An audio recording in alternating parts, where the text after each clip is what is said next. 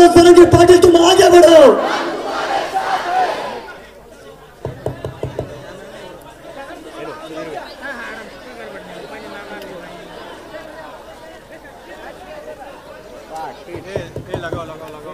Boom का रखा दिया ना समझ के पास जाना जल्दी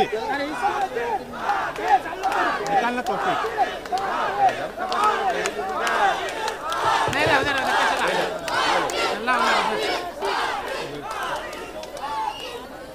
हिंदवी स्वराज्याचे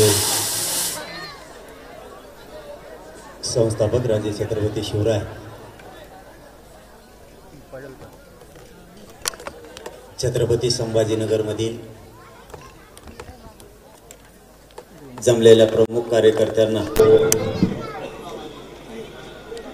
आणि झांटा गावातील चौदा बैठकीच्या निमित्ताने तुम्हाला खूप खूप शुभेच्छा देतो. सगळं खाली बसू सगळ्यांना सारखा बरोबर नाही अंगावर नसला ताण असतो. मी कसं समजतो मग मला माहिती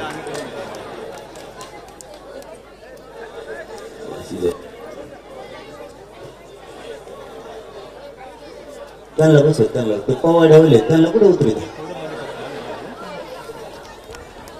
निकल का तुझी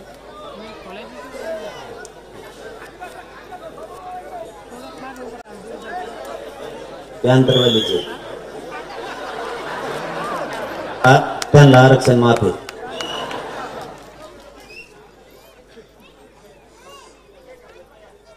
खरंच झालटा गावानी जे बोलून दाखवलं ते केलं.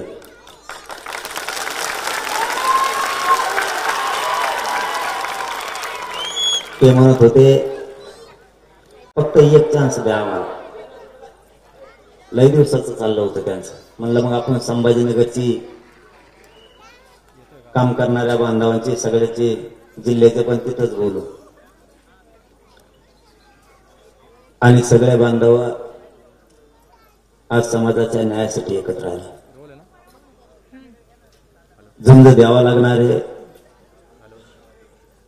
तुम्हाला आम्हाला सगळ्याला लढावं लागणार आहे. इथं तू मी जर करत बसलो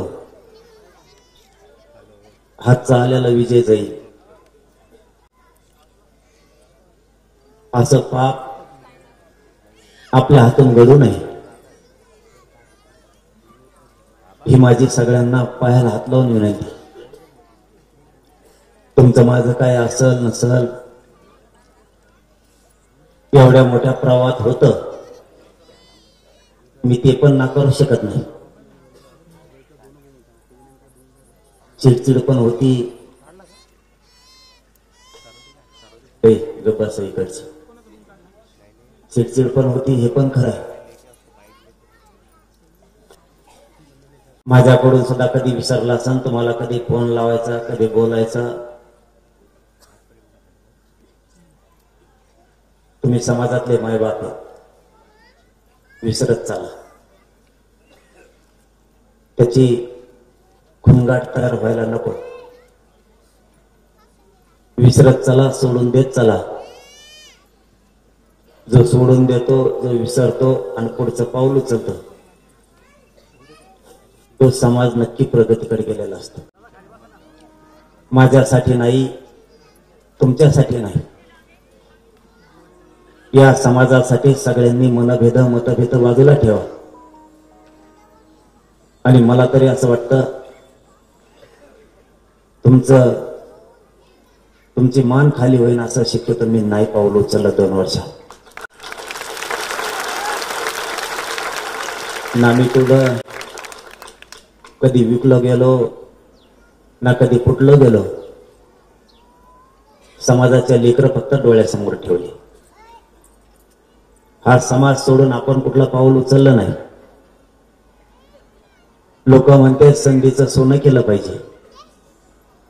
मी संधीचं सोनं माझ्यासाठी नाही पण माझ्या समाजासाठी 100% केलं. आज कुणाच्या लेकी बाळी कुणाच्या पोरं अंतराळीत येत आहेत. काय असतं बघा समाजाच्या चेहऱ्यावरचा आनंद बघितल्याच्या नंतर सगळं दुःख विसरून जातं. मला पण खूप त्रास आहे. तुम्हाला वाटतं इतकं सोपं जीवन माझं सुद्धा नाहीये, समजून घ्या. शारीरिक वेदना, सामाजिक राजकीय वेदना, मान अपमानाच्या वेदना, ह्या सगळ्या खांद्यावरती घेऊन चालतोय मी पुन्हा पुन्हा तेच सांगतो. चुका तुमच्याकडूनही झाल्या असत्या आणि माझ्याकडूनही झाल्या असत्या, ते नाकारण्याची गरज नाही. परंतु ज्या ज्या वेळेस समाज संकटात येतो किंवा आणायचा प्रयत्न केला जातो, त्यावेळेस सगळ्यात अगोदर आपलं कर्तव्य असतं समाजाच्या लेकराचं रक्षण करणं. जात प्रगतीकडे न्यायची, तिला उंचीकडे न्यायचं, तिला वरती न्यायचं. जातीची पहिली प्रतिष्ठा आहे, पुन्हा आणखीन वाढवायची. ही जर आपल्याला जबाबदारी पार पाडायची असली, खूप अपमान घेऊन घ्यावा लागतं, ते लक्षात ठेवा. अपमान आपण स्वतः गिळवल्याशिवाय, मान सन्मानाला लात मारल्यामुळं समाजाचे लेकर आणि समाज स्वाभिमानी बनतो. आपण जर मान सन्मानात गुंतून पडलो, भेदात मनभेदात नाराजीत रुसव्या फुग्यात जर गेलो, आपल्या शेजारच्याला ती सवय लागते. आपण जे पाऊल उचलतो त्या पावलाप्रमाणे आपल्या आसपासचे कार्यकर्ते, समाज, भावकी, गाव, परिवार, कुटुंब चालतं. मला कितीही काही वेदना झाल्या, किती त्रास झाला, मान अपमान झाला, मी शेजारच्याला म्हणतो जाऊ दे, करत असते, काय होतं. मग असं बोलल्यामुळे समोरच्याच्या मनातली कटुता कमी होती. लोक आपल्याला अडाणी समजू द्या, आडमोठं समजू द्या, आपण आपल्या पोरा बाळासाठी, जातीसाठी, लेकरा बाळासाठी काय करायचं ते आपण ठरवायचं. खरं सांगतो, इथं जवळपास इथं बसलेले 60% लोक माझ्या ओळखीचे, जवळपास. सगळे जिल्हा फिरवण्याची ताकद तुमच्यात आहे. इथं बसलेले एवढेच. एखादा पाऊल जर वाकडं पडलं असतं, तुम्ही जिंदगीत सोबत दिसला नसता. मी ती पुरी काळजी घेतली. काळजी यासाठी घेतली की मी माझं भविष्य नाही बघितलं. समाजाने केलेलं कष्ट, समाजाने लोकांसाठी वेचलेलं आयुष्य, स्वतःच्या लेकरापेक्षा लोकांचे लेकर मोठे करण्यात मराठ्यांनी खूप आयुष्य दिलं. पण ज्या दिवशी आपली बारी आली ना, त्या दिवशी ज्यांना आपलं आपलं म्हणत होतो, तो आपल्या पोरापोरींच्या, लेकरा बाळांच्या भविष्याच्या नरड्यावर पाय द्यायला लागला. बरं झालं मराठा त्यांच्यामुळे, त्यांच्या वागणुकीमुळे पेटून उठला आणि कधी न मिळणारं मराठ्यांना आरक्षण मिळालं. हे बळच भाषण करायपुरतं करत नाही मी. तुम्ही जर येडे असते ना, तर म्हणले असते बस कर गप्पा, आता भाषण ऐकून ऐकून कंटाळा आलाय. सिद्ध करूनच दाखवलं. असून सुद्धा दिलं जात नव्हतं. कुणी पण गणित लावा, पुन्हा शोध घेऊन बघा, फक्त खरं बोलायचं शिका. कोणाचं तरी ऐकून मला टार्गेट करायचं, बोलायचं म्हणून नका बोलू. मग तुमचं खऱ्याचं खोटं, खोट्याचं खरं कधी सुद्धा होऊ शकतं. प्रामाणिकपणानं तुम्ही तुमच्याकडे दयाला विचारा. समाजाला ज्या दिवशी मायबाप मानलं, त्या दिवशी प्रामाणिकपणे मी पोरासारखं काम केलं. 58 लाख नोंदी मी बोललो नाही. माननीय शिंदे साहेबांच्या समितीनं सरकारला तो अहवाल दिला. एका नोंदीवर तुम्ही 5-6 धरा, तरी 3 कोटी मराठी आपण आरक्षणात घातलं. आणखी काय करायला पाहिजे, याच्यापेक्षा तुम्हाला काय करायचं. हे भाषणात बोलून जाईल. भाषण संपल्याच्या नंतर, कार्यक्रम ही बैठक संपल्याच्या नंतर तुम्ही सगळ्यांनी एक खोट्यात ठरलेलं असतं. मुलींच्या मोफत शिक्षणाचा विषय असेल, कितीक सांगावं तितके.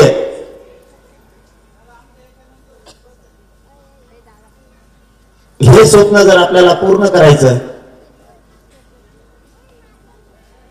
त्याच्यासाठी मी तुमच्याशी निष्ठेनं राहिलो. मी तुलना माझी दुसऱ्याशी कधी करत नाही, करणार पण नाही. आणि मी त्या मस्तीत माझा जगत बी नाही, नुसता खोटं सांगत नाही. आपल्याला इथं असे लोक आहेत की त्यांनी 30-30 वर्षे, 20-20 वर्षे, 25-25 वर्षे, 15-15 वर्ष संघर्ष समाजासाठी केलेले. जर 2-2 कोटीची सभा घेणारा माणूस जर असता ना, गावात आलाच नसतं. ते तिकडं हवात जगलं असतं, हेलिकॉप्टरला असतं फडफड फडफड फडफड करीत. तुमच्या रक्ताशी बेमानी नाही करत, तुमच्या पायाजवळ आज बी गरीबाच्या. कारण मला त्या मोठेपणात जगायचंच नकोय. मी 20 असले तरी जातो, 50 असले तरी जातो, 10 लाख असले तरी जातो. कारण ज्या गरीबाला माझ्याकडून अपेक्षा ती पुरी करायचा फक्त मी प्रयत्न करतो. आणि असं तसा करत नाही. अरे हे मनोज जरांगे तुमच्या पायावर जीव सुद्धा द्यायला तयार आहे, पण हटायला तयार नाही. मला जर सरकार उद्या सकाळी म्हणलं ना, तुला आरक्षण देतो, तुझ्या समाजाला आरक्षण देतो, तुझ्या अंगाचं कातड काढून आम्हाला दे, 1 सेकंद सुद्धा लावणार नाही. सगळं कातड अंगाचा काढून सरकारला दे. कारण बेगडीपणा करणार मी नाही. हा एक गोष्ट खरी आहे, मला मोहन कोणी शेंगा आणले का राग येतो, ही गोष्ट खरी आहे. कारण मी कुठं दोषीच नाही. तरी कुणाचं तरी ऐकून उगाच बोलायचं जर म्हणलं तर मग आता मराठ्याचा म्हणल्यावर राग येणारच ना राव. आपण सगळे पाटलच. तुम्हाला नाही का राग येत? फोन नाही केला, मला फोनच नाही केला वाटेनी, नाही बोलिलं, एखाद्या जय शिवराय नाही घातला, रुसलाच. काही काही तर असे रुसलेत माझ्याकडे बघतच नाही. आता बघू तरी कोणाकोणाकडं. काही काही मध्ये हातच वर केला नाही मला. आता मग खवाट्यामुळे जे आलो हात वर करू. माझं एकच म्हणणं आहे, कुणाकडे बघाल, कुणाला जय शिवराय घालल नाही घालल, कुणाला फोन नसन केलं, काय नसन झालं, रुसू नका गड्यावर. एकच डोक्यात ठेवा, त्यांचं शिका. बोलल नाही बोलल काय करल, पण आपल्या लेकरा बाळासाठी इमानदारीने लढतोय ना. नाही बोलला आम्ही ताकदीने मुंबईला जाणार आहे.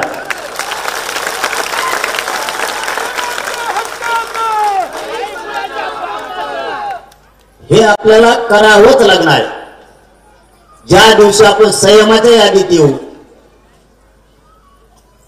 ज्या दिवशी आपण इमानदारीच्या यादीत येऊ, ज्या दिवशी समाजाच्या पोराबाळांचं रक्षण करायचं या दृष्टिकोनातून आपण त्या यादीत बसू, त्या दिवशी मराठ्यांकडे वाकड्या नजरेनं कोणी बघणार नाही.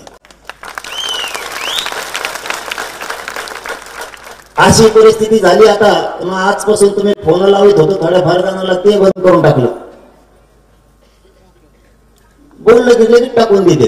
ते काय टाकायसारखं तरी आहे बरं. मी जे बोललो ते मीडियात बोलतो, भाषणात बोलतो, मग बाकीच्याला वाटतं मला कस का नाही आला. 10-5 जण माझ्याजवळ बसते, ते लहान केला बोला बरं, मला नाही सोमवार राहत. मग मी म्हणतो घे इकडे, लगेच बोलवतो, लगेच दुसरं फुगलंच. मला नाही बाबा बोललो, बंद करून टाकलं. तर मग बोलत होतो इकडून तिकडून. मी सगळंच बंद करून टाकलं. म्हणलं नको आता फोनवर कोणालाच नको बोलायचं, ताणच नको डोक्यात. समोरचा कधी काही मला सांगत असतो की थोडे रुसल्यासारखे झाले, उलशी बोला म्हणलं बोलतो. मग काय उलशी कमून मग मी एकदा पट्टा धरलो, काना मोबाईल लावलं, ठोतच नाही खाली. भूमिका आपल्याला संयमाची ठेवावं लागणार आहे प्रत्येकासाठी. मी या संभाजीनगरच्या बैठकीला, झलटा फाट्याच्या त्या झलटा गावच्या बैठकीला यासाठी आलो पुन्हा एकदा सांगतो, वेळ तुमच्या हातातली गेली नाही. संधीचं सगळेजण सोनं करा. पुन्हा 40 वाटा, याला जिकडे जायचं तिकडे जाय. राजकीय पक्षातल्या सगळ्या मराठ्यांना पण सांगतो, ज्या दिवशी समाजावरती जातीच्या लेकरावरती संकट उभा राहतं ना, त्या दिवशी असं तुटून पडावं लागतं समाजाचं आणि समाजाच्या पोराबाळाचं रक्षण करायला. मी या संभाजीनगर मधून सगळ्या पक्षातल्या भाजप असो, शिवसेना, राष्ट्रवादी, काँग्रेस, बेसराम, काय काय असं सगळ्यांच्या पक्षातल्या सगळे आमदार, खासदार, मंत्र्यांना विनंती करतो, जर माझ्या लेकरा बाळाला समाजाला जर त्रास द्यायला लागले, कधीतरी माझ्या समाजाच्या लेकराच्या पाठण हात फिरायला बाहेर या. एकदा तरी जीवनात तुम्हाला मरताना असं वाटलं पाहिजे, ज्या दिवशी माझा समाज संकटात आणण्याचा प्रयत्न केला त्या दिवशी मी रस्त्यावरती होतो, समाजाच्या खांद्याला खांदा लावून होतो. आणि सगळ्या पक्षातल्या नेत्याला, पदाधिकाऱ्यांना, त्यांच्या अध्यक्ष असतील, जिल्हाध्यक्ष असतील, सरपंच, ग्रामपंचायत सदस्य, सभापती, जिल्हा परिषदचे महापौर, नगराध्यक्ष, आमदार, माजी आमदार, खासदार, मंत्री यांना सगळ्यांना आव्हान, समाजाला कधीतरी वाटलं पाहिजे आणि तुम्हालाही वाटलं पाहिजे, समाज जर अडचणीत आणण्याचा प्रयत्न केला आणि माझ्या समाजाच्या लेकराला वाकड्या नजर जर बघितलं तर रस्त्याने सुद्धा फिरू देणार नाही. एकदा गरजाना मराठी करा आणि त्या भूमिकेत तुम्हाला उतरावंच लागणार. काही नाही करून बोललं जात आहे राव, काही नाही करून. याच्यापेक्षा काय सांगतात बाळगू? इथे बसलेले मराठी मला सांगून टाका काय चूक आहे माझी. तुम्ही म्हणता काय ऐकायला तयार आहे? मला काय कमायचंय? कुठं कमायचं असतं तर मागच मोठा घेऊन पळून गेलो असतं, तर मला सापडलं बी नसतं, इतके दिले असते मला. मी काय चूक केली मला सांगा? समाजासाठी रातपाट करतो, उपाशी तापाशी राहतो, रक्त जातो, समाजाच्या लेकराला मोठं करतो, रोज अंतराळीत लेकर येते.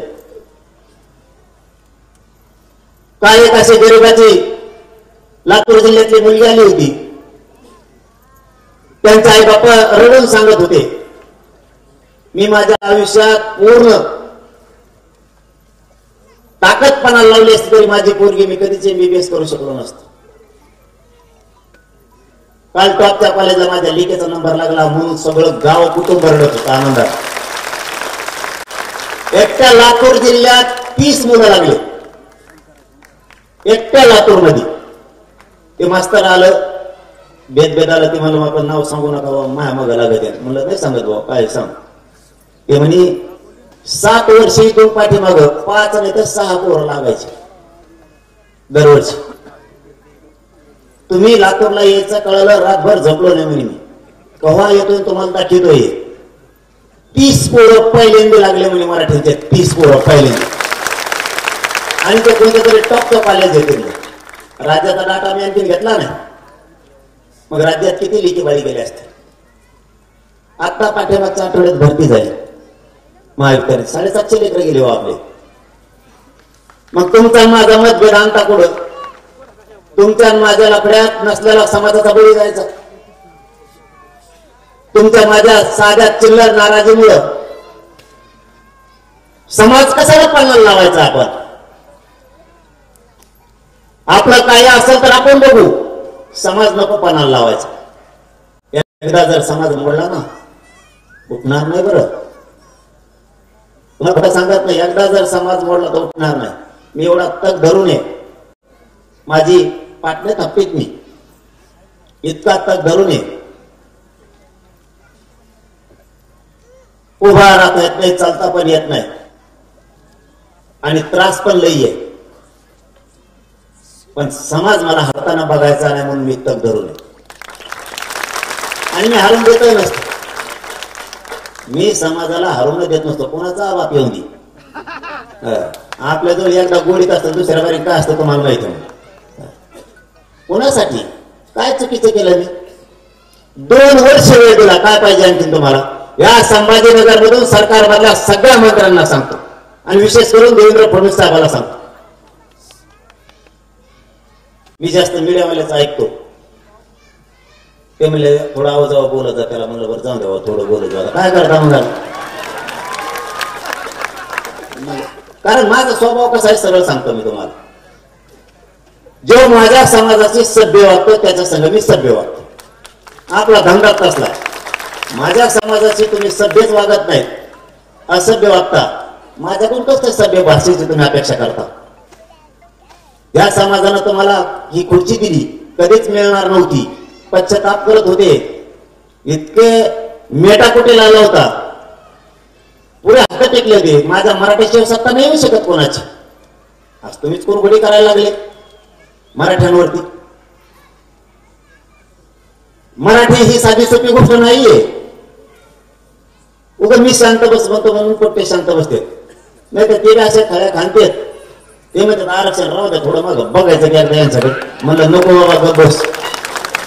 हे रिअल हे जात उलट काही काही ओबीसीचे बांधव म्हणतात आपल्याला आंदोलनात असणारे. मराठी इतके शांत कसं बोलले असते ना, ते कवच ऐकून घेत नाही. अरे म्हणलं बाबा मला असं उचकून आमचा देवारा केलाय. कोणी म्हणतो तो पाटील आहे म्हणून पाटील घेतलीच भया माग सारी ते, आणि आपण सगळे ताईटच आहेत. मला ना नुकसान न होता समाजाला काय जितकं देता येईल तितकं द्यायचा मी प्रयत्न करतो. तुम्हाला काय करायचं? दगड हल्ले तरी तुम्हाला आरक्षण पाहिजे, आणि शांततेत केलं तरी आरक्षण पाहिजे. तुम्हाला काय देणं घेणं का? तुम्हाला आरक्षण देतो ना, तुम्ही फक्त शांत राहा, दगड फेर जाळ पळू नको. आरक्षण मिळतंय, टेन्शन घेऊ नका तुम्ही. नुसतं गोटागोटीनंच आरक्षण मिळतं असं काय नाही. मी याच्यापेक्षा काय करू या राज्याला माहित असावं. हे राहू शांत उभा राहा. बाकीचे त्याला नाही खाली बसायचं. तुम्हाला काय करायचं? त्याला उभा राहायची सवय.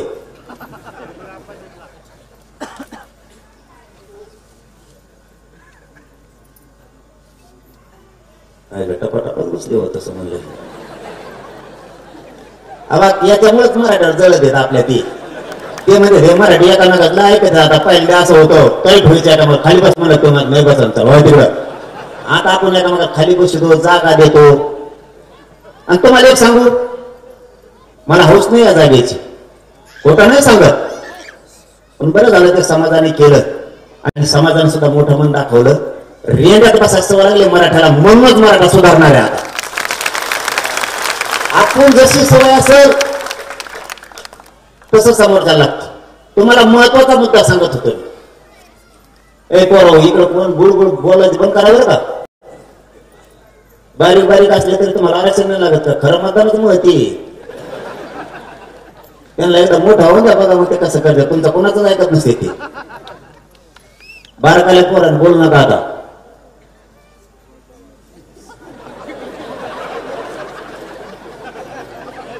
पोट्यान लयच बेजार केला राव मला.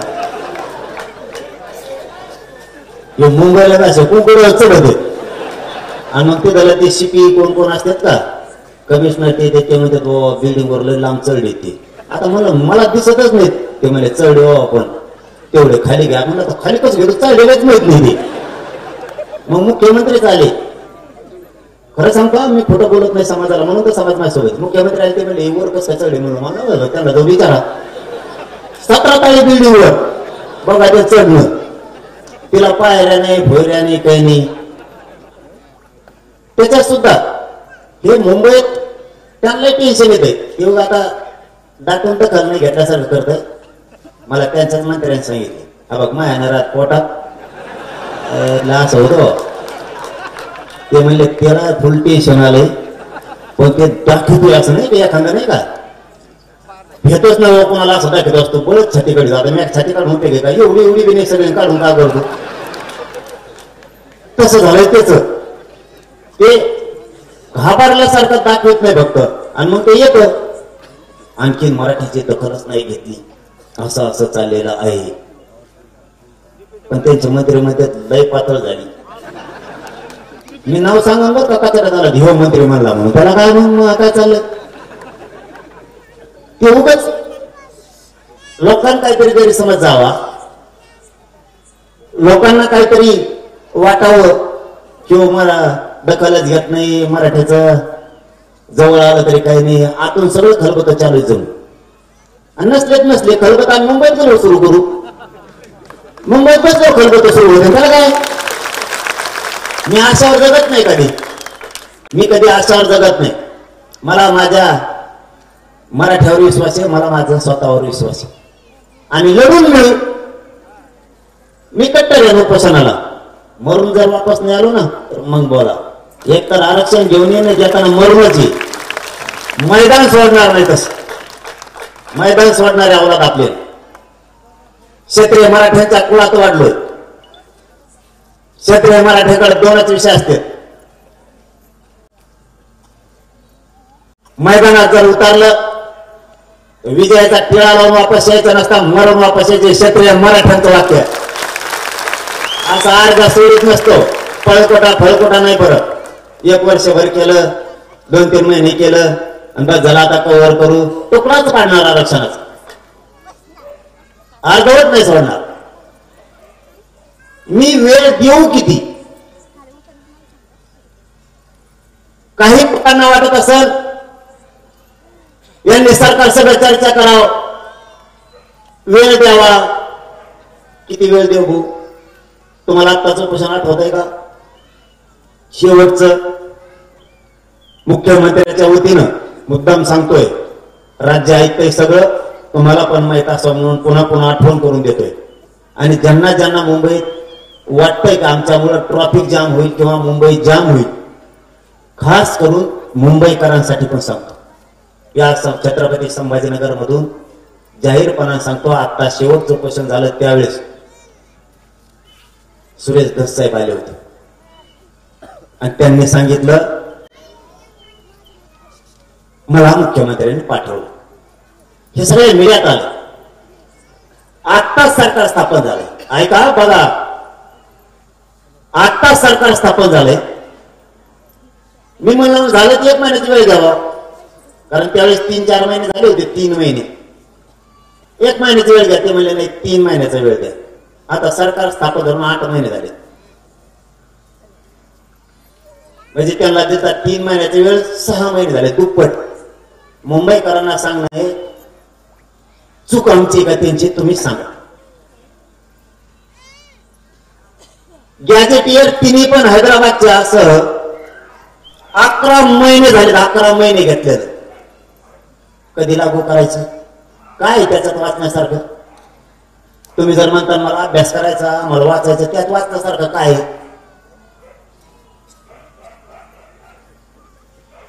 58 लाख नोंदीचा अहवाल दिलाय. मराठा आणि कुणबी एक ही पहिली मागणी आपली. त्यावेळेस गिरीश महाजन साहेब म्हणले होते, कुठलाही कायदा पारित करताना आधार लागतो. ठीक आहे म्हणलं, आधार. आता 58 लाख नोंदीचा अहवाल, कायदा पारित करायला तुम्हाला आधार पाहिजे किती. ओबीसी जेवढ्या जाती गेल्या त्यांचा कोणाचा आधार नाही, तरी पण आरक्षण दिलं गेलं. आमचं कुठं पोट दुखत आहे तुमच्यासारखं. तुमच्या लेकरा बाळाचं कल्याण झालं राहू द्या तुम्हाला. पण 58 लाख नोंदीचा अहवाल आहे. आता हरकत काय मराठा आणि कुणबी एक JR काढायला. सरळ आणि सोपं. प्रत्येक वेळेस दिला. वाशीतून आधी सूचना काढली सगळ्या सोयऱ्यांची, त्या सुद्धा वेळच म्हणते. 1.5 वर्ष झालं. किती वेळ द्यायचा. मुंबईकरांना त्रास होऊ नये, सरकारला त्रास होऊ नये म्हणून मराठ्यांनी ती भूमिका घेतलीच ना. वेळोवेळी तुम्ही अडचणीत नाही आले पाहिजे, आम्ही पण अडचणीत नाही आलो पाहिजे. तुम्ही 6 महिन्यात सगळ्या सोयीची अंमलबजावणी करू म्हणले, का केली नाही. काय चूक आहे बाबा आमची. आता प्रश्न आहे, आम्ही तुमचं काय ऐकावं. मुंबईत येऊ नये हे काय ऐकावं आम्ही. काय चूक आहे आमची. 2 महिने मागितले, 3 महिने दिले. 30 दिवस मागितले, 40 दिवस दिले. हे मुद्दाम मी सविस्तर सांगायला लागलो, कारण मला वाटतं आता ही याच्यानंतर बैठकच होणार नाहीये. कारण मला सुद्धा थांबून आमचंही निवेदन सुरू आहे अंतराळ. त्यामुळे आता गाव सोडत नाही आम्हाला. म्हणून सविस्तर यासाठीच सांगायलो, वेळ द्यायचा यांना किती, चूक दाखवा मला, तुम्ही आडमुठेपणा करायला लागला.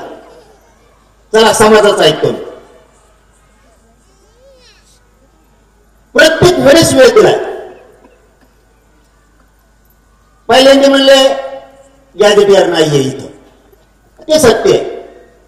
महाराष्ट्र सरकारजवळ गॅजेटच नाही तर लागू कुठून करते. ठीक आहे, मला काय केलं पाहिजे, जवळ घ्या. ते म्हणले तुमचं घेत नसतो आम्ही. आईला म्हणलं तापच झाला आता. म्हणलं मग शंभूराजे आले, ते म्हणलं आम्ही हैदराबादला जाऊन आणतो. म्हणलं आणा. गेले. तिथला मुख्य सचिव म्हणे आम्ही तुमच्याकडे देत नसतो, कारण तुम्ही सरकार आहे, शासनाकडे आम्ही देत नाही, प्रशासन पाहिजे आम्हाला. झाला का घोळ? बरं, एवढं मोठं गॅजेट जर देत होते तर मला काय चावतं का ते? एका नोंदीसाठी जीव जातो भाऊ मी, एका नोंदीसाठी एवढं मोठं गॅजेट कसं काय सोडील? गॅजेट हैदराबाद जाऊ, महाराष्ट्र सरकार गॅजेटच नाही. जर असतं तर उत्तर पण देतो तुम्हाला मी. जर असतं तर शंभूराजे कशाला गेले असते मुख्य सचिवाला घेऊन दुसऱ्या वेळेस? मग आम्ही सांगितलं तुम्ही मुख्य सचिव घेऊन जा. पुन्हा इमान केलं, त्याच्यात डिझेल राखेल घासले, काय असते होत की पळले. त्यांचा मुख्य सचिव, आपला मुख्य सचिव आणि शंभूराजे देसाई साहेब स्वतः आंतरवालीत येऊन त्यांनी सांगितलं 9,000 कॉप्या आम्ही अटेस्टेड करून आणल्या. आता काय अडचण आहे? तिथे एक शब्द वापरला होता, नुसतं गॅजेट आणि दस्तावेज आणून जमणार नाही.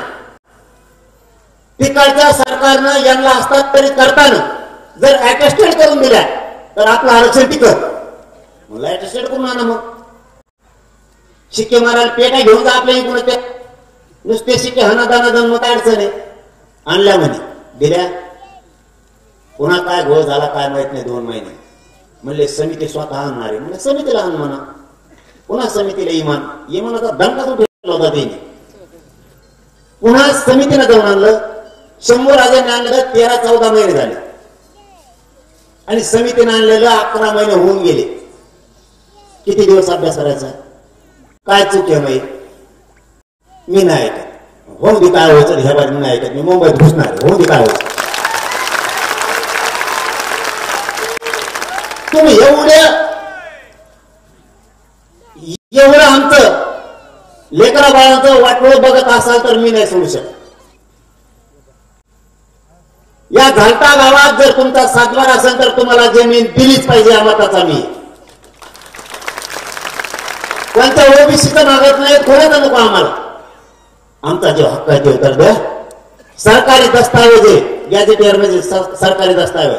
काय अडचण आहे तुम्हाला द्यायला? शाहूराजांच्या संस्थांचं, सातारा संस्थांचं गॅजेटियर आहे. पश्चिम महाराष्ट्र त्याचा सगळा वस्तू आहे. अडचण काय तुम्हाला द्यायला? बॉम्बे गव्हर्नमेंटचं द्यायला तुम्हाला हरकत काय? कारण त्यावेळेचे शासक सुद्धा तेच होते. कोणाचा काय व्यवसाय आहे, कोण काय करतं याचा सगळा लेखाजोखा त्यांनी ठेवला होता. अडचण काय? तुम्ही हसून जर देणार नसलात तर मग या अवघड. याचा अर्थ असा होतो जाणून बुजून आपल्या लेकरा बाळाचं वाटोळं करायला ते निघाले. याचा अर्थ दुसरा होत नाही.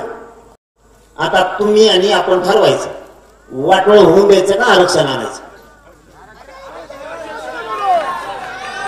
कारण काय असतं लक्षात ठेवा, एकदा जर लेकरा बाळाचं वाटोळं झालं तर पुन्हा संधी नाही. शिक्षण लय माग झालंय आता. एवढी 60% गोष्ट नाही राहिली. बीड जिल्ह्यात एक माजी मंत्री आहे. सांगू का? काय माहित तो मला नाही म्हणता नाही. दांडगा उठेला. बीड जिल्ह्यात एक माजी मंत्री आहे. त्यांच्या मुलाचा 6 महिन्यापूर्वी पेपर झाला. मला नावाची चरित्र तुमचं सांगू का? नाही त्यांना विचारत राहील. त्यांना अडचण येऊ नये म्हणून आपण कोणाला अडचणीत आणत नाहीत म्हणून तर ह्या मराठीवर विश्वास आहे सगळ्यांचा. गैरफायदा नाही घेत आपण कोणाचा. मला बोलल्याशिवाय मी कोणाला माघारी बोलत नाही. मला बोलला का मग सुरू करतो. त्यांच्या मुलाचा 6 महिन्यापूर्वी पेपर झाला आणि पेपर झाल्याच्या नंतर त्यांचं कोणी प्रमाणपत्र निघालं 2% हुकलं त्यांचं पोरग 2% हुकलं म्हणजे तुम्हाला सांगतोय श्रीमंतीला सुद्धा आरक्षण किती गरजेचं आहे. श्रीमंत मराठ्याच्या डोक्यात जर काही फॅट बसलेला असेल तर त्यांनी काढून टाका. माझ्याजवळ पैशाचे अमुकाचे प्रॉपर्टीचे लेकरं बाळ सुखात नाहीत. लेकरा बाळाला जे पाहिजे ते तुमच्या प्रॉपर्टीकडे नाही बघत. मित्राबरोबर राहतं आपली मुलगी मैत्रिणी बरोबर राहती तिला वाटतं आपण त्यांच्या तोडीस तोड चाललो पाहिजे. ते तुमचं प्रॉपर्टी नाही बघत. ते जर एखाद्या टक्के हुकलं ना ते रात्रंदिवस घरात विचार करीत बसतं ते लागलं मी नाही लागलं ते लागलं मी कसं का नाही लागलो. तुमच्या प्रॉपर्टीकडे नाही बघत. लेकरा बाळांच्या इच्छा पूर्ण करायच्या असल्या त्यांचं स्वप्न आपल्याला साकार करायचं असलं तर आरक्षणाशिवाय पर्याय नाही. त्या माजी मंत्र्याचा पोराचा 2% नंबर हुकला 6 महिने प्रमाणपत्र निघालं. त्यांनी ते मार्क जोडले 8 मार्क शिल्लक राहिले त्यांचं. ते उठलं नंतर वाले झालं. ते म्हणे हे प्रमाणपत्र जर 6 महिने आधी निघालं असत माझं लहान पोरग कलेक्टर झालं असत. म्हणजे श्रीमंत सुद्धा डोळे उघडा. राजकारणाच्या येडापायी राजकीय नेत्याला सत्तेला मोठा मानण्यापेक्षा जातीला आणि जातीच्या पोरांना आधी मोठा माना स्वतःच्या लेकराला आधी मोठा माना तरच आपण सुधारणार येत नाही तर नाही सुधारत. मग तुम्हाला मानावंच लागणार आहे कारण योगात कोणी कुणाचं नाही. आपलं जर तू खायला लागलं आपण जर आजारी पडलो दवाखान्यात जर आपण गेलो कोणता नेता आपल्या पाठीवर हात फिरायला येणार नाही. आपला पोरगा किंवा पोरगीच आपल्या तोंडावर पाठीवर हात फिरायला येणार. मराठी ध्यानात ठेवा. म्हणून आधी लेकर बाळ आपल्या समाजाने लेकर बाळ मोठं करायचं बघा. इथं श्रीमंत मराठ्यांच्या डोक्यात काय हवासंत काढून टाका. प्रत्येक मराठ्यांच्या मनातलं आपण काम करतो. गरीबाचे लेकर हजारात अधिकारी बनायला लागले आता हजारात. मला वाटतं नांदेडचं पोरग काय नाव आहे त्याचं कलेक्टर झाला आता 2-3 दिवसापूर्वी कुणबी ओबीसीतून. तुमच्या घरात तुम्ही श्रीमंत असाल तुम्ही गरीब असाल तुमच्या दारापुढं गाडी लागली पाहिजे लाल दिव्याची सन्मान वाटणारे कॉलर टाईट करून चालणार तुम्ही रस्त्याने कॉलर टाईट करून. तुमची मुलगी लाल दिव्यातून आली तुमचा मुलगा आला PSI झाला तहसीलदार झाला इंजिनियर झाला MBBS ला गेलंय BHMS ला गेलंय MD झालंय. आपले पोरं हुशार असून सुद्धा जे पद मिळवायचे ते आरक्षणामुळे नाही मिळू शकत. आपण पुढे जाऊन तुमच्या गाडीवरती महाराष्ट्र शासन नाव भारत सरकार नाव काय चालत आहे काय तुम्हाला. तुम्ही जर श्रीमंत असताल तर तुमची उंची आणखीन वाढत. इथं शेती साध्य आहे ना. पाऊस येतो तो येतो एकाएकीच लगेच बंद होतो. मालाला भाव नाही झालं नुसतं. खड्डा भरायला घरात सुद्धा कोणीतरी नोकरीला लागतं म्हणजे इकडचा खड्डा इकडं आणि इकडचा खड्डा इकडं भरायची ताकद मराठ्यात तयार होईल. नुसतं शेती कसतो आपण नुसती शेती कसतोय आपण. रात्रंदिवस लेकरा बाळांचं स्वप्न बघतो. साहेब स्वप्न नका समजू. इथं पोराला किंवा पोरी जर फीस कमी पडली ना तर 50 जणांचे दार झिजावं लागते. 50 जणांचे दार. आई बापाला माहितीये जमीन कशी घाण ठेवायला लागते कशी सोडायला लागते कसा ऊस तोडावा लागतो कसा कंपन्यात कामं करावं लागतं. लेकराला उंचीवर नाही नुसतं झोपत बसू नका. भूक लागली उशीर झाला काही झालं की झाडाकडे बघायला लागले जस का रोगाना बसायचं. इतकं जागा राहावं लागणार आहे ना जेवतो ताट लोटायची वेळ आली. आता समाजावरती चालून जर एखादं संकट आलं तर जेवतो ताट बाजून लोटून त्याच्यात सहभागी व्हावं लागतं. असं कधी होतंय का. तुम्हाला कोणी मारायला आलं तुम्ही घरात बसलात आणि मग तुम्ही मला थांब जरा कपडे घालतो मी आणखी जेवलत नव्हतो. तुम्ही हाय तसंच उठता ना कारण सामना आणि संघर्ष जसं असेल तसंच करावा लागतो तर विजय होतो नाही तर विजय होत नाही. अंग राखून मिळत नाही. उपोषणला बसायचं मग मी मरण का काय मारणार तुला कोणी बसायला सांगितलं होतं. परवा नाही करायला लागत. मरण येणार आहे का विजय होणार आहे बसताना त्याचा विचार नाही करायचा. अंग राखून काम केलं तर समाज डुबतो. समाज डुबू द्यायचा नसला, जे होईल ते, जे कंपाळावर लिहिलेलं असेल ते होईल. मैदान सोडून जगायसाठी जीवन जगायचं नाही. मरू दे एक मेला तर करोडो तर माझ्या समाजाचे लेकर सुखी होतील ना, हे उद्देश मनात घेऊन रात्रंदिवस लढतो. नाही भेट मारायला. आताच नांदेडला दवाखान्यात होतो, नाही थांबलो. मला माहिती आहे आता हीच वेळ आहे मराठ्यावर बोलायला टाकायचं. काही काही लोक आपले म्हणतात, काही काही तुम्ही घोडे लवी जाऊ नका. तुम्हाला काय नीट आहे? जो माझ्या समाजाशी वाईट बोलतो मग नाही इच्छा त्याला नीट बोलायची. तुम्हाला काय करायचं त्याला नाही भाषा कळते. याच्या आधी काय गोडी सांगितलं नाही, याच्या आधी मराठ्याच्या लढाई झाल्या नाही, मोर्चे आंदोलन झाले नाही. त्यांनी समजून सांगितलं नाही सरकारला. कायद्यात, घटनेत, समितीनं, आयोगानं शांततेत मोर्चे काढले, हातावर बैठका पण घेतल्या.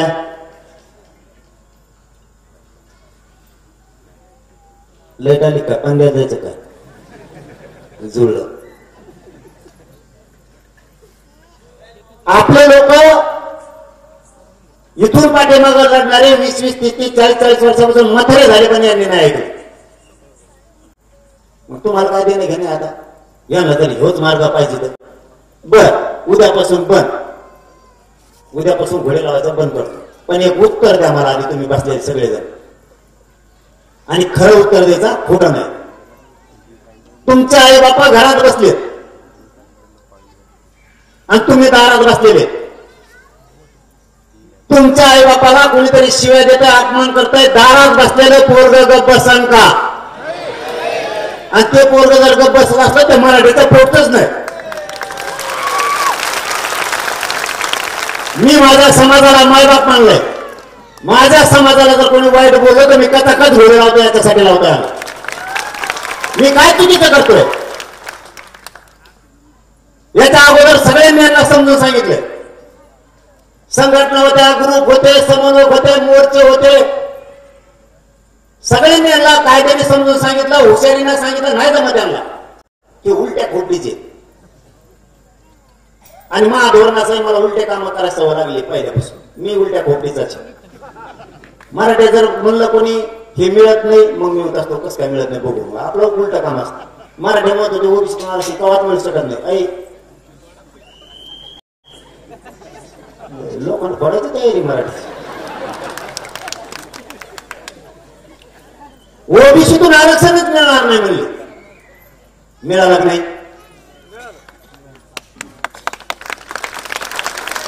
सोपं नाही बोल. तुम्ही बी मला जातवान लागला तर मी बी पिल्लू जातवानच आहे. इथं कोणीच कोणाला नाराज होत नाही. आणि समाजाच्या दशा बदलायच्या असेल तर आपल्याला हे करावंच लागणार. सगळं सांगितलं बाबा यांना समजून.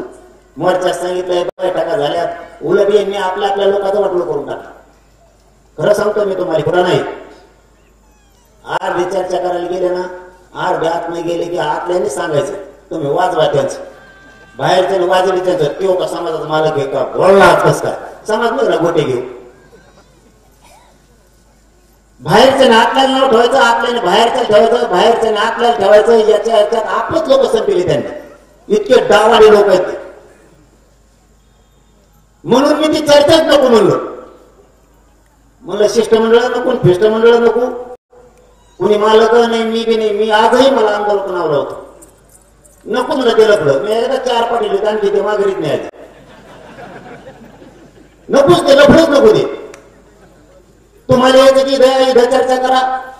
काय करायचंय, आरक्षण द्यायचं का नाही इथं सांग. खोली तर तेच सांगणार आहे. एकदम सोपं आहे ना.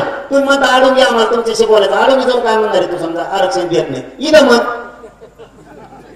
समजा आडून जाऊन तू काय म्हणशील, आरक्षण देतो. मग व्यासपीठावर म्हणणं तुला रोग आला का?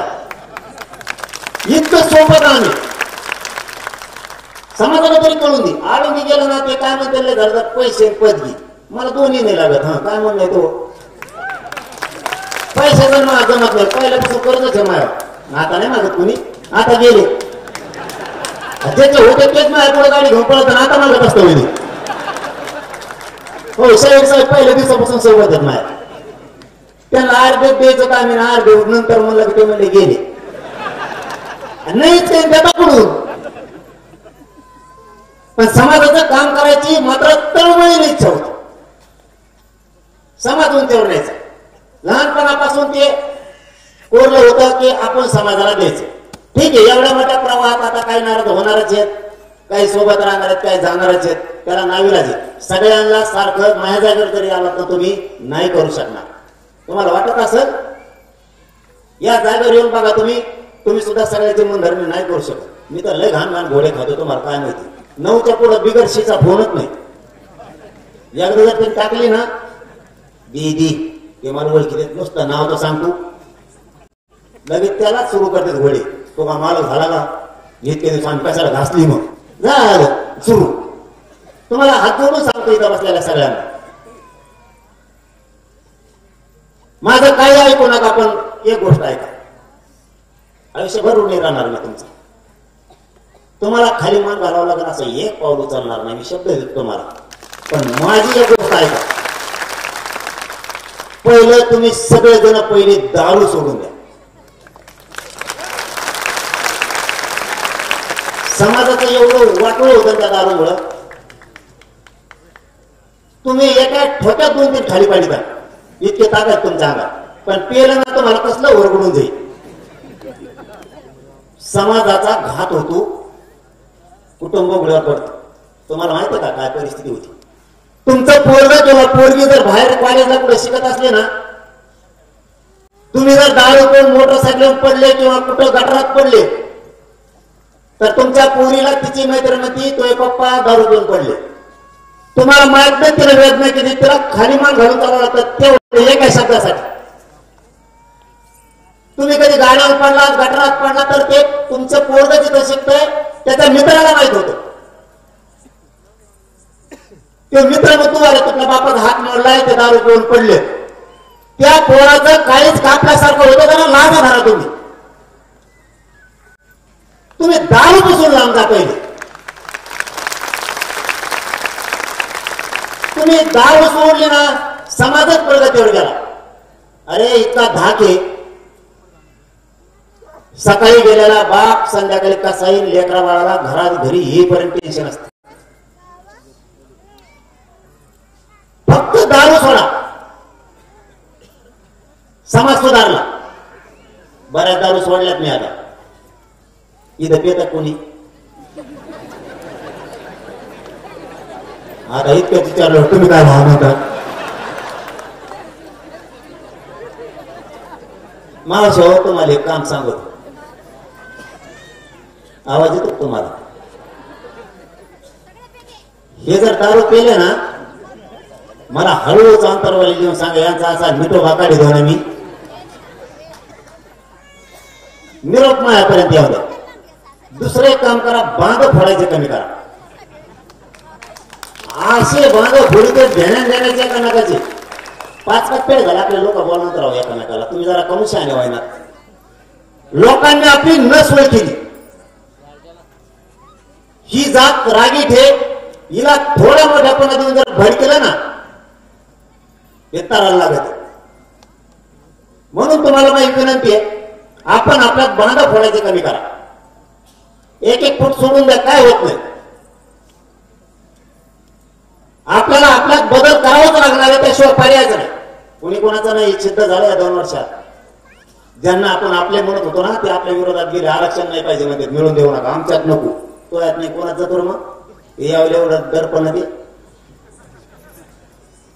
जास्त नाही बोलत काल काय तर बोललाय नाही ते जास्त बोलत नाही बाकी म्हणतो ते लई पातळी सोडून बोलत आहेत असं म्हणतो खूप छान बोलत नाही ते पातळी सोडून बोलतात म्हणजे तसंच असतं मग आपल्या पातळ्या फातळ्या काय नसलं आपल्यापेक्षा हा तुला ढकलायचं तुम्ही सांगितलं हिंदू आहे ना आपण किती सोपं गणित आहे हिंदू आहे तुम्हाला हिंदू जगवायचा हिंदू मोठा करायचा राम हिंदू आहे ना आरक्षण देताना हिंदूच विरोध करतोय आम्हाला, आणि जे आमचा शत्रू आहे तो पाणी वाटतोय, केळं वाटतोय. ही रिअल परिस्थिती आहे. तुम्हाला सत्य मानावं लागणार आहे, नाकारून नाही चालणार. ज्यांना आपण आपले म्हणत होतो ते आपल्या पोरांचे मुद्दे पाडायला लागले. आरक्षण मिळवून द्यायला तयार नाही. सगळ्यांनी फळी तयार केली. आता ते एवढ्या 150 जणांची केली तुम्ही का?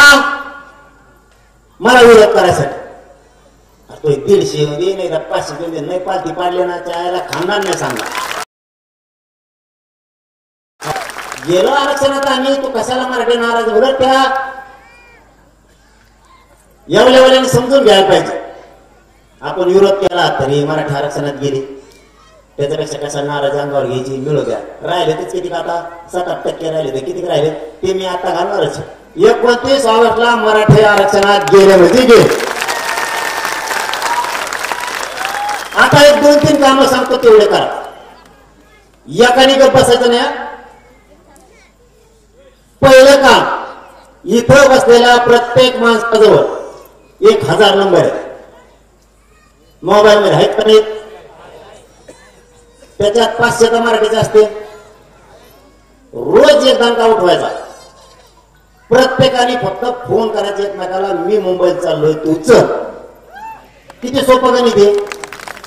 एखाद्या माणसाला जर 5-50 फोन आले, तो सकाळी फोन करून तुम्हाला म्हणणार तो पाय पडतो मला फोन न करू. 100 फोन आले आता बोल मुंबईला येतो आपण फोन करू नको.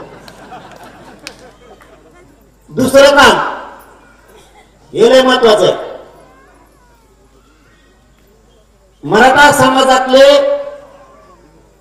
गावातले सगळे, राज्यभरातले ग्रामपंचायत सदस्याला सांगायचं मुंबईला चल. सरपंच, माजी सरपंच, जिल्हा परिषद सदस्य, पंचायत समिती सदस्य, माजी आजी सभापती, महापौर, नगराध्यक्ष, आमदार, खासदार, मंत्री यांना सगळ्यांना फोन करायचं, सांगायचं मुंबईला चल.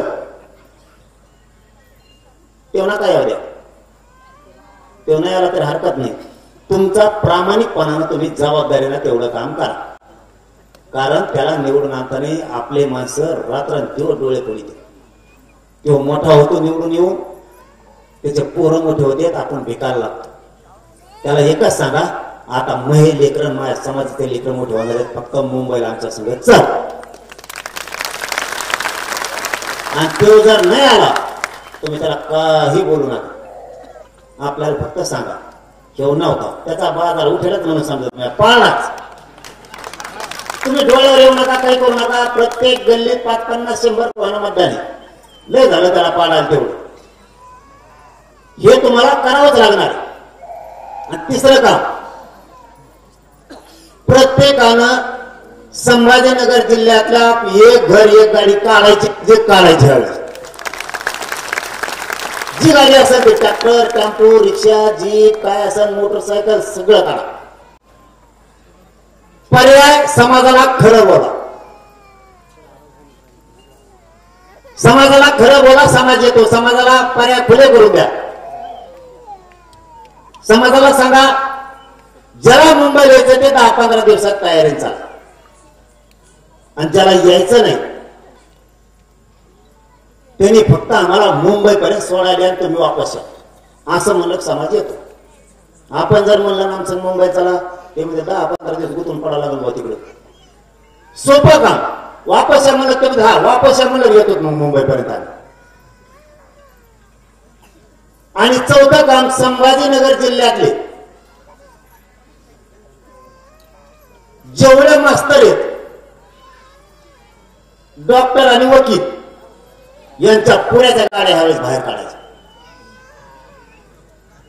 यांच्या गाड्या आहेत फक्त बाहेर येत नाहीत काही जणांच्या. यांच्यात आणखी नाही का राजकारणी श्रीमंत मराठा, 4 लोकांच्या गाड्या बाहेर नाही. कावळे हागू नये म्हणून झाकून ठेवते द्याशी. एवढ्या वेळेस त्यांच्या बाहेर काढायला सांगायचं. ते सगळी मदत करतात आपल्याला, सगळं सहकार्य करतात, फक्त गाड्या बाहेर येत नाही. का बाहेर काढायचं त्याचं कारण सांग. 1 लाख मास्तर तास राज्यात, 1 लाख डॉक्टर, 1 लाख वकील, 3 लाख गाड्या यांचंच झालं. नुसतं ड्रायव्हर खाली उतरलं तर 3 लाख होते. आणि त्याचा 4-4, 5-5 बसवर 10 लाख पब्लिक त्यांची ऍक्टिव्ह झाली. आपल्या जवळ वस्तू असून तिचा वापर नाही करत आपण. गरीबाच्या लेकरं ट्रॅक्टर लावते, ट्रॅक्टर लटकत, कुंकडे डीजे लावते, जातात. आमचं म्हणणं आहे तुम्ही महत्वाचा घटक यावेळेस सगळे नोकरदार, पोलीस मध्ये असेल, तहसील मध्ये असेल, आरोग्यात असेल, रेल्वेत असेल, कर्मचारी वर जेवढा असेल ना, तुम्ही तुमच्या ड्युटीवर थांबा. तुम्ही आमच्याकडे गाडी देऊ नका, पण तुमच्या चुलते, पुतणे, मेहुणे, सासरे बसून कोण मुंबईला पाठवा. आणि ते आपल्याकडे देत नाही आणि त्यांनी देऊ पण नाही. आपण ते अपेक्षा बी नाही करीत, कारण ते बुद्धिजीवी वर्ग आहे आपला. ते आपल्याजवळ देत नाही तर त्यांचे काही चूक नाही. आपण कुठं खरकून आणतो गाडी नेली, त्यामुळे ते देत नाही. आपण धोरणात हानी तर नाही तर आपण स्टेअरिंग सोडून देऊन राम राम म्हणतो. त्यामुळे ते आपल्याला देत नाहीत. आमच्या हातात देऊ दे नका बाबा म्हणा तुम्ही, पण तुमचे पाहुणे रावळे मित्र तुम्ही मुंबईला पाठवा, मग ते पाठवते. इतकी संख्या आहे आपली. आणि यावेळेस असे लईच मुंबई लोक येणार आहेत.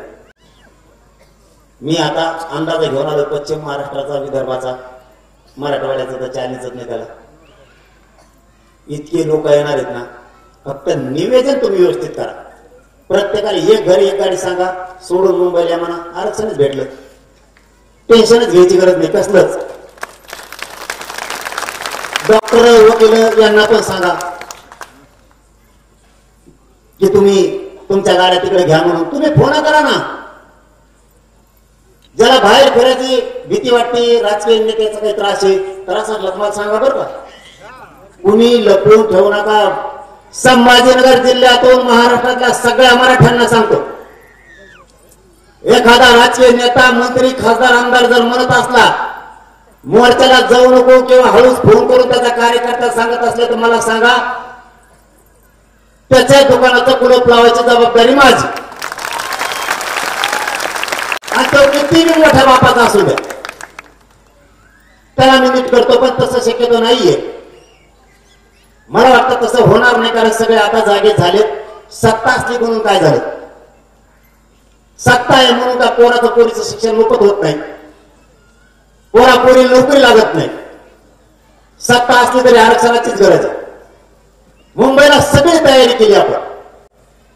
यावेळेस सगळे बाबा लावले, नामवंत बाबा घेतले शेख साहेब कीर्तनाला. संध्याकाळी कीर्तन आहे. नामवंत गायक आणले, वाजणारे आणले, नामवंत धडाधड चालणारे आभार मुंबई. शाहीर बी जबरदस्त आणले. दुपारच्याला शाहीर, तिसरा पारच्याला संगीत भजन. असे गायक आणले डेंजर. नाही तुम्ही फोटो बघितला, आता आम्ही व्हायरल करणार आहे ते पाहले. तुम्हाला मोबाईल डेंजर आणले हो येईल. लाखाच्या सोपाऱ्यात त्यांच्या, त्यांना सांगितलं 8 आना बी देणार नाही. ते म्हणले फुकट, ते म्हणले फुकट. शाहीर आणले, संगीत भजने, कीर्तन ठुलेत मोठमोठ्याला बाबांचे. जे टीव्हीवर बाबा होते तेच बाबा. एका फोन मध्ये ते बिचारे म्हणले आपला फुकट बा, डीजे सुद्धा देऊ नका, फक्त त्यांची एक 8 आहे. ते म्हणले कीर्तन मह आहे. त्या दिवशी पोराला मला 8 येऊन दिले, ते मला ठोकलू. होय तिकडे बाबा काय माहित नाही, चाल सरक माझं. एवढी फक्त एक 8 घातली, आम्हाला मध्ये येऊ द्या म्हणला. नाही ते आम्ही सांभाळतो. ज्याला कीर्तन ऐकायचं कीर्तन ऐका, ज्याला भजन ऐका त्याने भजन ऐका, ज्याला शाहिरी आवडते त्याने शाहिरी जबरदस्त पोवाडे ऐका, आणि ज्याला काहीच आवडत नाही त्याने आपण आपल्या गाडीला डीजे घेतलेले चलून धंगाड धंगाड तो बॅगा करील. तिकडे काय करतो मग आता? तुला दंग मी काय करू आता? ते ऐकतच नाहीत. म्हणलं तुला एका कोपऱ्यात चलून दे. तिकडे गोटे गाठे, तिकडे गोटे बिडे अवघड. असे मुंबई असे गोटे बसता आहे ना, त्याच्यावर उठता आहे ना. ह्या बारी ना दिलंच ना चॅलेंज. देवेंद्र फडणवीस चॅलेंज दिलंच ना, काही बोललो का मी त्याला? त्यांना म्हणतो त्यांना साहेब, ते साहेब म्हणतो काय करतो मग आता?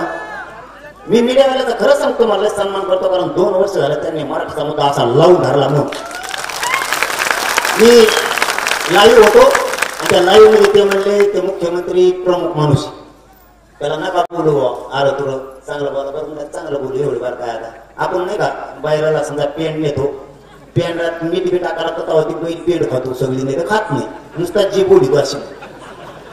जाऊ द्या बाबा, मला ऐकायला लागतं का मोठा माणूस येतं, काय करता मग त्याला, आता मोठा आहे म्हणला मोठात नाही मग एवढाच असेल समजा देऊ, पण मोठा तर मोठा काय त्याला, मोठा काय त्याला, मराठी काय लहान आहे का, मराठीनेच बसेल त्या खुर्चीवर. आणि मी मुख्यमंत्री पदाला बोलत नाही, अरे मला लय अक्कल आहे. काही काही ना मी याला वाटतो, येडा तर येडा, 3 कोटी हात घातले मी येड्याने, येडा तर येडा. देवेंद्र फडणवीस सोडून मला कोणीच येणं म्हणत नाही. देवेंद्र फडणवीस लय बेकार रसायन तो मला नाही कळायचं. मी मुख्यमंत्री पदाला बोलतच नाही, मुख्यमंत्री पदाचा सन्मान आहे, आम्ही त्याला म्हणतोय, त्याचा त्याचा काय सन्मान. तरी पण सांगतो, त्यांनी अधिवेशन घेतलं गोळ्याला, सत्ता दिली मराठीने, म्हणे मी ओबीसी साठी लढणार, आणि मग मराठीसाठी कोण लढणार. आम्ही का नुसतं मतदान ठोकायला का तुला, पॉम्पलेट चिटकीवर प्रचार करण, सभाला लोक धरून आण, त्यांना संध्याकाळी जे जे लागतं ते दी, एवढेच कामाचे का आम्ही.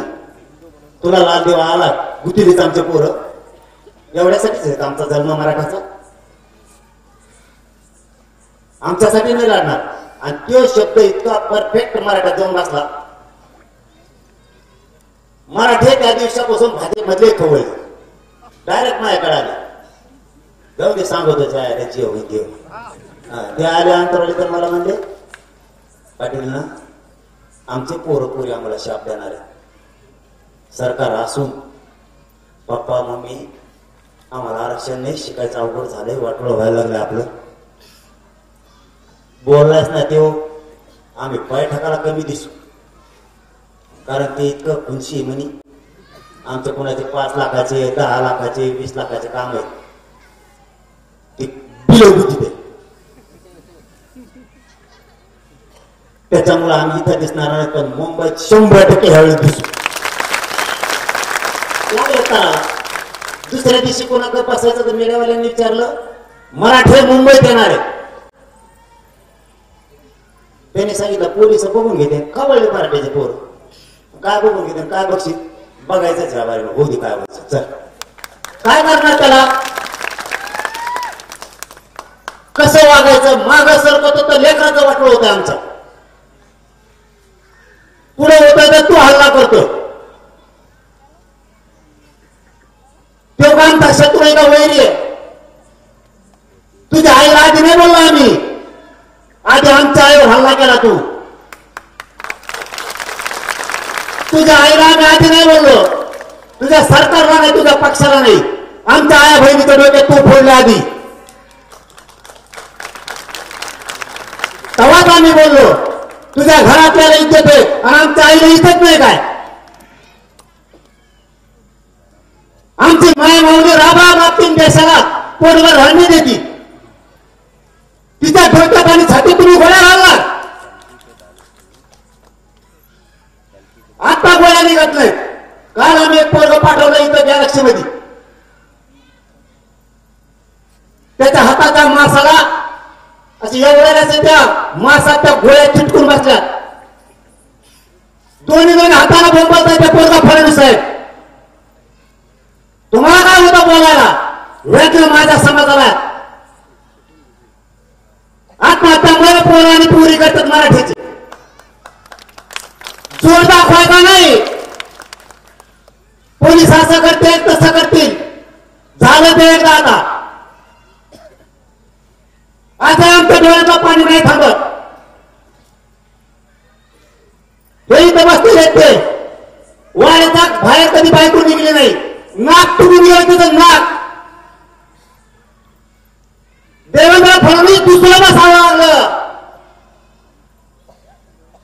लेकराचं कल्याण होईल म्हणून आमची माऊली त्या अंतरवाडीतून बसली आणि तुम्ही हल्ला करता. अरे 9 वर्षाच्या पोरीचा 5 गोळी शिरली इथं, तर इकडच्या बाजूने निघाली. काय म्हणलं असेल त्या लेकीचा जीव. आणि तू पाळलेले कुत्रे ते मंत्री आणि आमदार म्हणतात आया बहिणीला बोलला. अरे आमच्या आई बहीण नाही काय? तुला तुझ्या नेत्याची पोरगी वाटती, बायको वाटती, आणि नेत्याची आई तुला आई वाटती. आमची मराठीची आई तुला आई नाही वाटत. मराठ्यांनी मी जाहीर सांगतो, मी नाही सहन करू शकत. जातो आणावला आले, कमायला नाही आलो, पैसे कमायला, पद कमायला नाही आलो. मी हमेशाच माझ्या जातीवर छळ केलाय, हमेशा दंड नाही केलाय. अरे आठ्या राज्यात मराठी असून नुसतं मारच खायचं का आम्ही? अरे चुकतो दाखवा, खाली मान घालून वापस जर चूक असली तर. लेकराच्या न्यायासाठी लोकशाही मार्गाने जातो. तुम्ही म्हणणार मुंबईत येऊ नको, वा मराठ्यांनो सावध व्हा. असा न्याय जर तुमच्या पदरात पडणार असलात आणि तुम्ही असताल खानदानी तत्वान मराठी जर असताल तर महाराष्ट्रातल्या प्रत्येक मराठ्यांनी मुंबईत घुसायचा. लोकशाही तोडून काम नाही करत. कधी आयुष्यात लोकशाही तोडून शिवणार सुद्धा नाही. तुम्हालाही माझं जाहीरपणानं संभाजीनगर मधून आले, कुणी दगडफेक जाळपोळ करायची नाही. तुम्ही फक्त शांततेत मुंबईला चला. आपल्या शेजारी जरी जाळपोळ केली ना, टुकून सुद्धा बघायचं नाही. 5 फुटावर आपल्यापासून जाळपोळ दगडफेक झाली, टुकून सुद्धा बघायचं नाही. सरळ चालायचं. ती उद्योग तू बघ मागे तिला फडणवीस आणि ते पोलीस हे डाव करू शकते. सावध व्हा. हे माझ्या नावाच्या घोषणा देऊ शकते. देवेंद्र फडणवीसला सुद्धा शा देऊ शकते. देवेंद्र फडणवीस तशी टोळी पाठवू शकतो. हे ऐकत नाहीत. मराठा आरक्षणाच्या घोषणा देऊ शकते आणि सरकार ऐकत नाही म्हणून दगडफेक सुद्धा करू शकते. डायरेक्ट उचलून पोलिसांच्या गाडीत त्याला टाकायचं. तुम्ही फक्त शांततेत मुंबईत बसा. याच्या छातीवर पाय देऊन मुठकर पाय देऊन आरक्षण आणतो. तुम्ही खुन्नास काय देऊ शकत. माझ्या समाजाच्या लेकराशी खुनशील वागायचं नाही म्हणून महाराष्ट्राच्या नेत्याला आव्हान, जातीच्या बाजूने उभ्या समाजाच्या लेकराच्या समोर देवेंद्र फडणवीस जाणून संकट उभा करतोय. शांततेत मुंबई जायला रोखलं जात असेल तर याचा अर्थ असा होतोय मराठा यांना मोठा होऊ द्यायचा नाही आणि आपण पण मांडा. आता आरक्षण ठेवूनच मुंबई सोडायची. गुलाल मराठ्यावर फेकायचा, सोडायचा नाही. येऊ दे कोण आडवं ते बघू.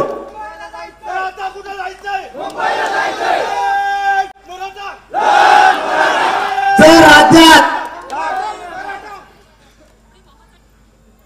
राज्यातल्या सगळ्या पक्षातल्या मराठ्यांना सांगतो, आमदार मंत्री खासदारांना सुद्धा सांगतो, माझ्या मराठ्याच्या पोराला मुंबईत काठी जरी नसली ना, महाराष्ट्रात एकाही मंत्र्याची आमदाराची गाडी फिरून द्यायची.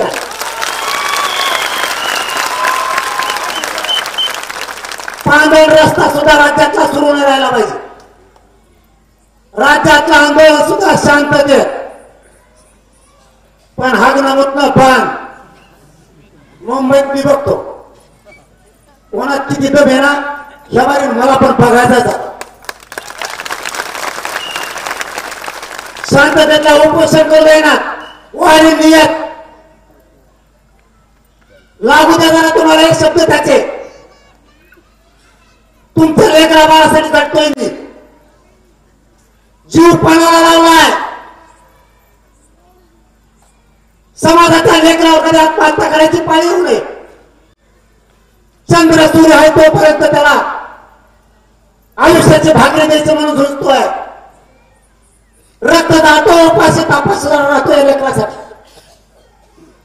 बाप मराठ्यानो, कधी मरण मला माहित नाही, मी खोटं बोलत नाही, मी तुमचा थोड्या दिवसाचा पाहुणा आहे, पण माझ्या समाजाला आणि जातीला जिंकू लागा एवढीच हात जोडून विनंती माझी तुम्हाला. पर्याय नाहीये. समाजाचा पोराचा आक्रोश आहे. समाजाच्या पोरांना आता कुठे वाटतंय आरक्षण मिळालं तर आम्ही मोठे होऊ, आमच्या पुढे मोठ्या होत्या, आमचाही संसार सुखी होईल, लेकरं समाधानानं सुखानं जगतील, आरक्षणाशिवाय नाही जगणार. तुम्हाला शेतीला जोड, लेकरं व्यवसायात आणि नोकरी असले पाहिजे. देवेंद्र फडणवीसला जाहीरपणे सांगतो, साहेब आवाच्या भानगडीत नका पडू. मागचा विसरला नाही, झालं ते झालं. पुढे पुन्हा तसा डाव रचायचा प्रयत्न करू नका, बेकार मुश्किल होईल. या मराठ्यांच्या ज्वालामुखीला हात लावू नका. खाक होता खाक, राजकीय करिअर उद्ध्वस्त करून टाकेल तुमचं. पुन्हा पुन्हा मराठ्यांच्या काळजाला हात घालू नका. शेवटी मराठ्यांना तुमच्यापेक्षा लेकरं बाळा आमच्यासाठी महत्वाचे आहे. सत्ता येत राहील जात राहील, तुम्ही निवडून येताल पडताल, पण एका माझ्या मराठ्यांच्या पोराबाळाचं शिक्षण आणि नोकरी जर गेली, आरक्षण केलं तर पुन्हा नाही मिळणार, लक्षात ठेवा मराठ्यांनो. म्हणून आता हटू नका. मिळेल त्या रस्त्यानं,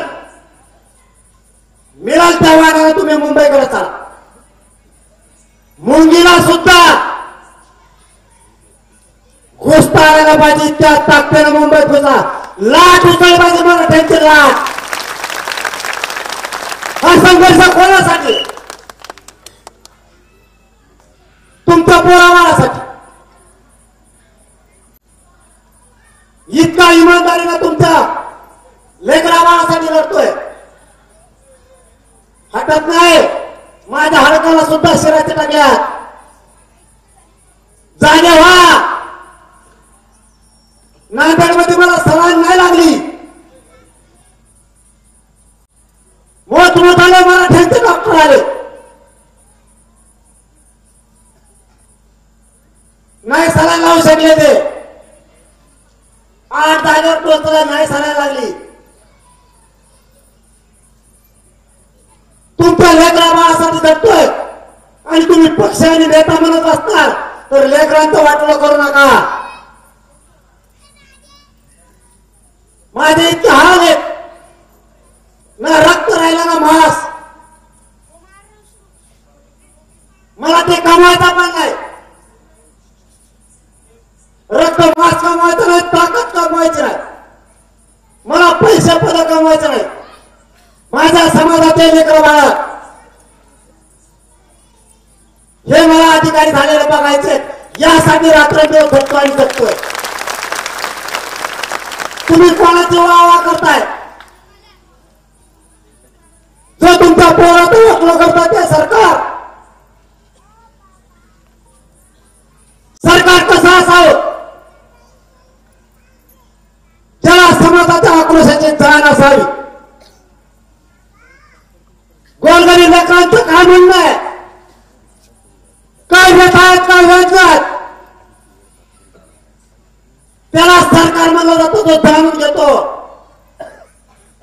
अरे माझ्या करोडो मानवल्या, माझे करोडो समाजाचे लेकरा समाज बांधव रस्त्यावरती 2 वर्ष झालं.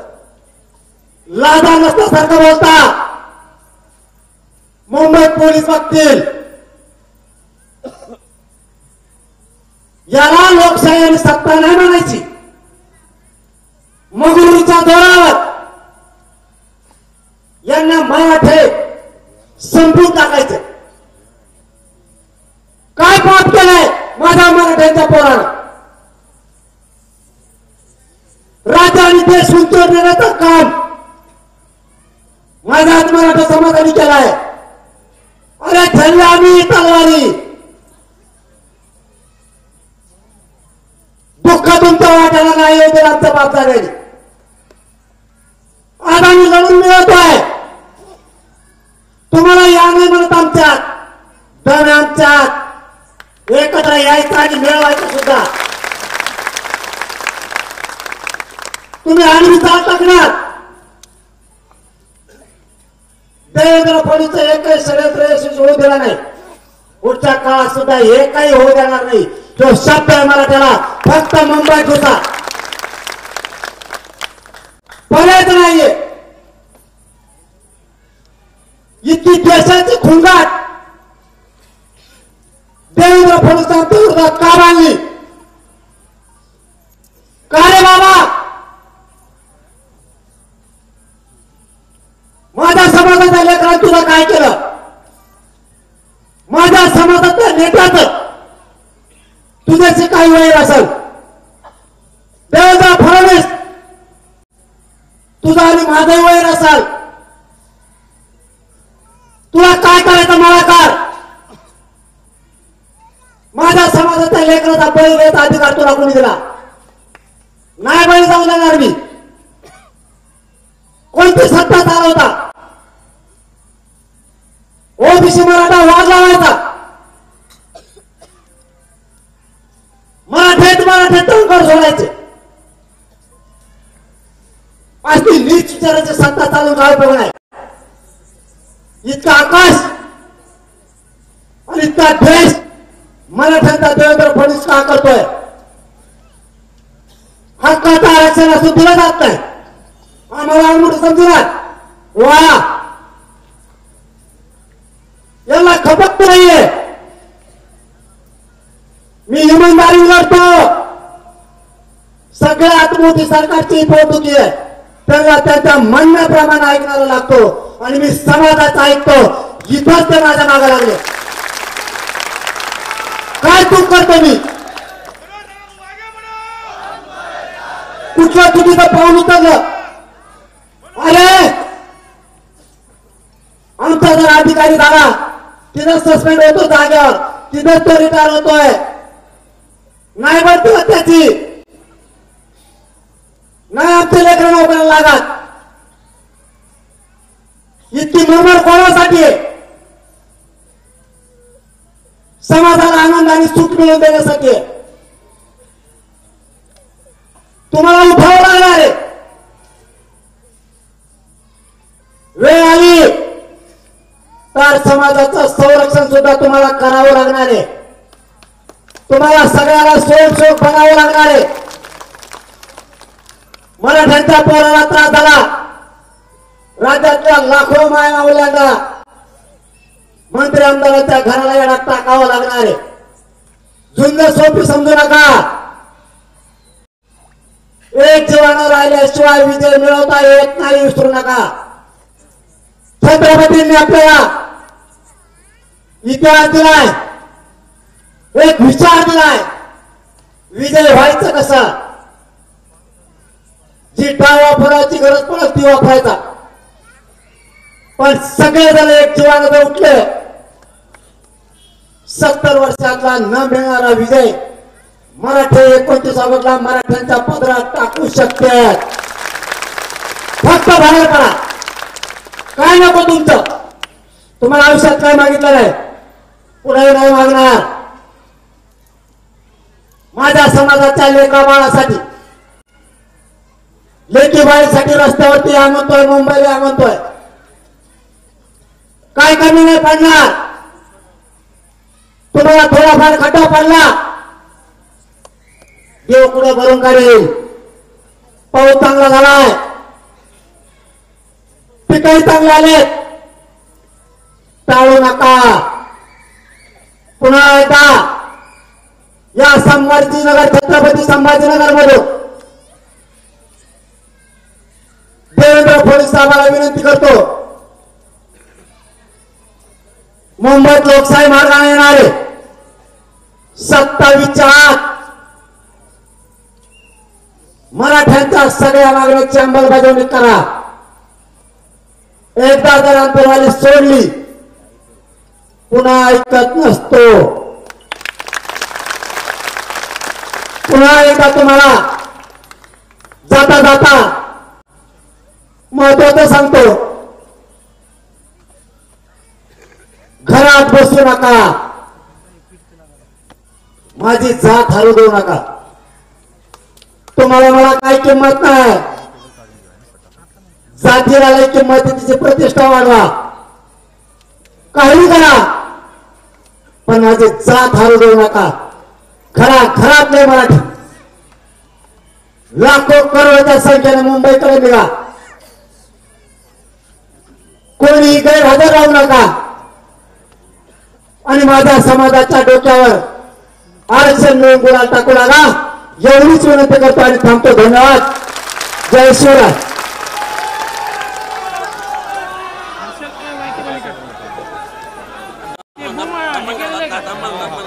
माझी बॅटरी ठेवली नाही.